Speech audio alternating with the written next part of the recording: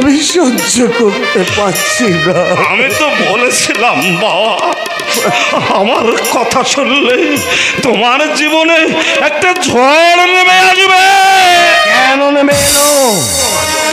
কেন আমার জীবনের রঙিন স্বপ্নগুলো বঞ্চনার আঘাতে ভেঙে টুকরো টুকরো হয়ে গেল? কোনো দোষ না করেও কেন আজ আমার এই শাস্তি? কেন আমি সভ্য জগৎ থেকে হঠাৎ বিচ্ছিন্ন হয়ে লজ্জা ঘৃণা কলঙ্কের স্তূপীকৃত আবর্জনার নিচে চাপা পড়ে গেল? তুমি তোমার মনকে শান্ত করো বাবা। অন্যের ভুলের খেসারত তুমি কেন গুনবে? মা যদি অন্য, তাহলে এই জগতে আপন কে?